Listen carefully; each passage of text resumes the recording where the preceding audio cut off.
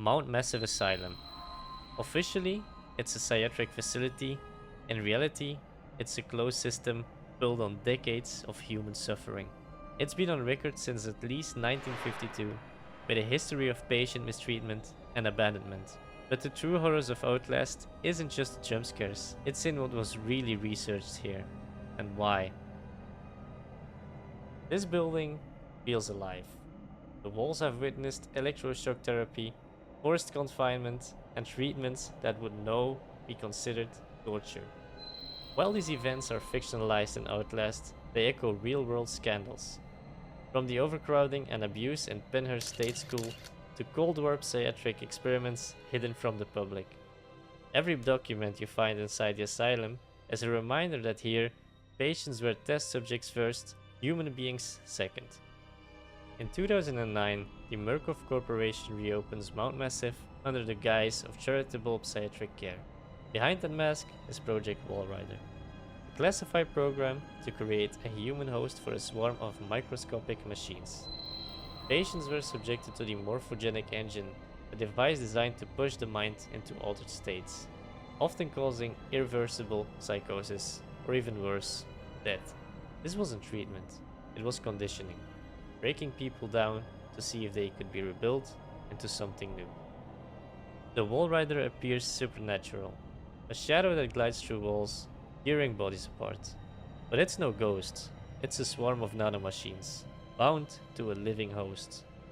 The project's architect, Dr. Rudolf Wernicke, was brought to the US after World War II, echoing the real-world Operation Paperclip, in which German scientists were recruited for military research. In Outlast, the Walrider is the perfect weapon, invisible, lethal, and loyal only to its host. Chris Walker, once a military police officer deployed in Afghanistan. Years of service left him obsessed with containment and security protocol. After becoming a variant, he still clings to that mission. To him, every inmate is an infection that must be stopped. His massive frame isn't just for show. His body is heavily mutilated, self-inflicted, to remove obstructions to his work. To Chris, all of this isn't murder, it's duty. The twins, two towering, naked figures who speak with unnerving calm. They toy with their prey, following you through the asylum's halls, promising to kill you, but never in haste. Their dialogue reveals a detached fascination with the human body, and in their minds, you're nothing more than raw material for their heart. Eddie Gluskin, a patient from Whistleblower, known as the Groom.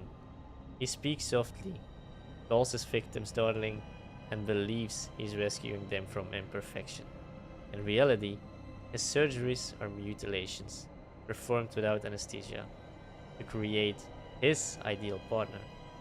Eddie is perhaps the purest example of how Murkoff's experiments didn't just alter bodies, they reshaped minds into something monstrous.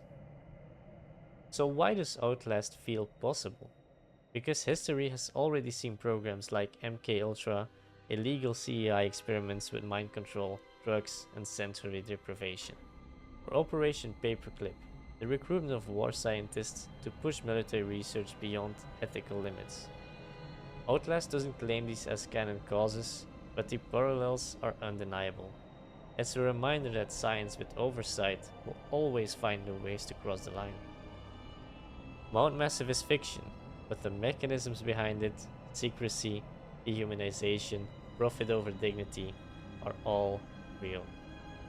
Every locked word, every silenced voice, every file marked classified is a mirror to systems that exist outside of these games.